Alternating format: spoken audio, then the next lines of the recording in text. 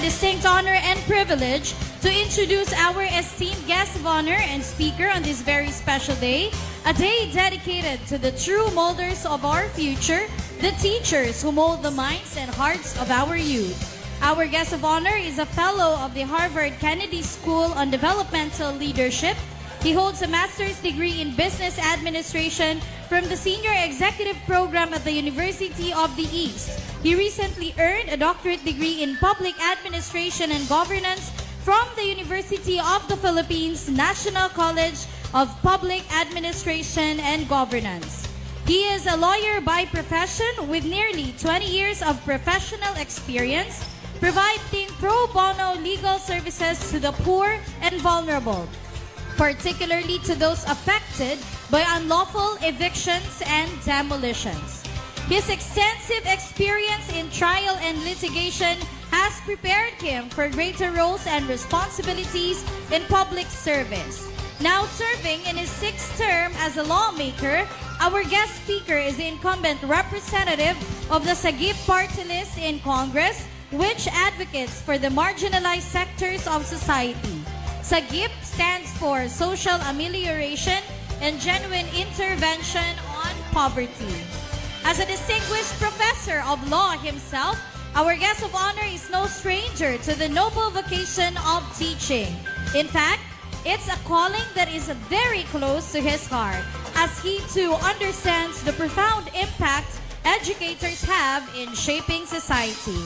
And so, my dear teachers, it is with great pride that I introduce to you a man who is deeply committed to advocating for the welfare of teachers, championing vital legislation that will resonate in the halls of Senate.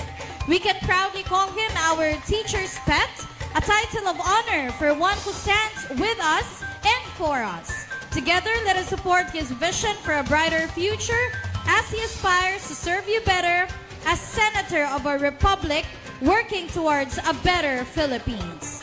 Ang tanggol ng tagapagturo at ng bayan, please give a round of applause to the Honorable Congressman Rodante Dante Marcoleta.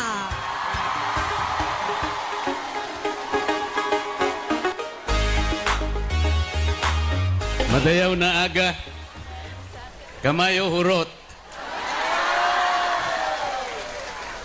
Secretary Avalos, Senator Win Gatchalian, Governor Nino Uy, my friend, Mayor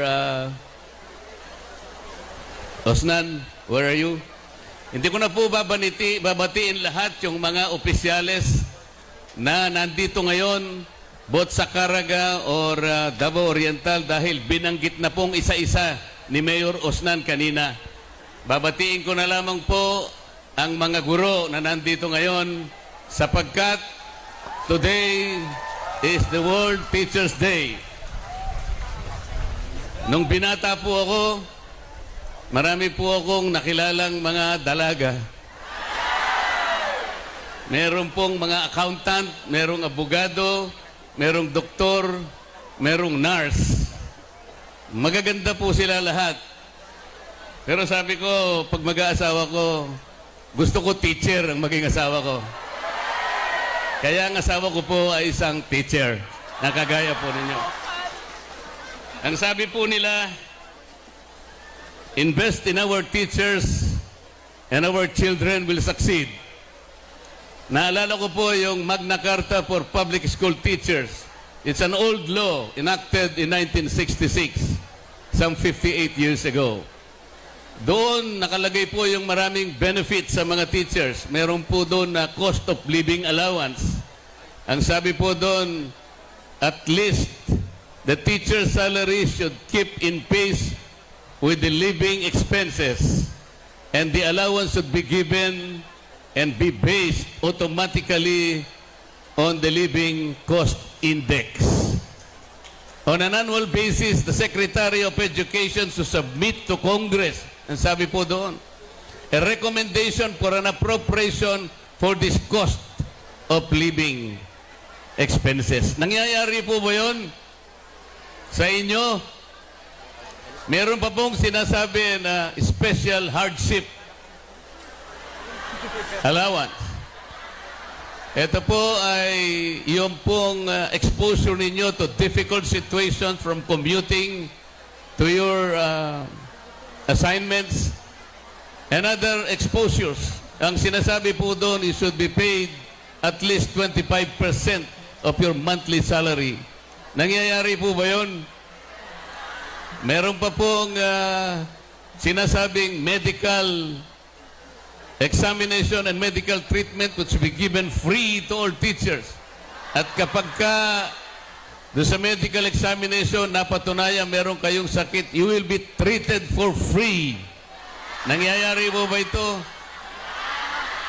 Sana po darating ang araw, makasama ko si Senator Win Gatchalian para kaming dalawa po by the oversight function of the Senate.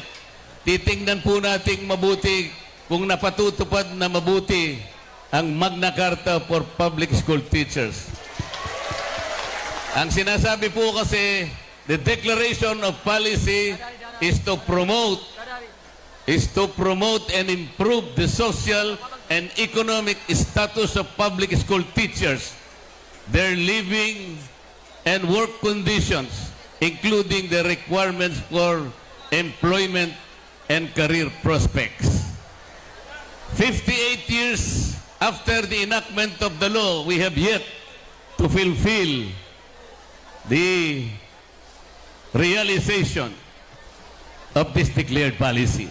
Kaya kailangan po siguro, total nandiyan naman si Senator Win, baka sakali pong magkita naman kami sa susunod na Senado. Meron pa pong isang sinasabi about teachers. A good education can change anyone. May I propose a little amendment? A good education can change anyone, but not everyone. Alam po niyo kung bakit? Tingnan po niyo yung mga colleagues ko sa House of Representatives. I thought they had good education. I thought they were all taught by good teachers like you. I believe they have valued all our laws and our traditions, as the teachers always say during our years of education. Pero tingnan ninyo yung nangyari. I was only defending our rules in the House of Representatives. I was only defending the traditions that make us all, because these traditions are the ones that we kept for so long a time. These are time-honored traditions that cannot just be discarded, cannot be erased. The office of the Vice President is not subjected to questions, and that is the well-kept tradition. Ano pong gagawin natin? Huwag po kayong mag-alala. Marami naman po kayong tinuruan, mas marami po yung magagaling kesa dun sa mapupuro lang ulo. Hindi na po ako magtatagal because we have a flight to catch up. Ang sasabihin ko lamang po sa inyo, kayo pong mga teachers, na alam ko po ang buhay nyo sapagkat ang aking may bahay ay katulad ninyo, I implore that you continue to be heroes.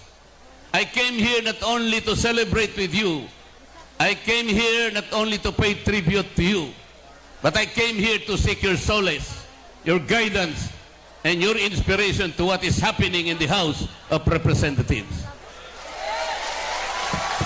Huwag po kayong mag-alala. Yung itinuro po nyo sa inyong magagaling na estudyante will be kept forever in our hearts. And we will fight whatever it takes.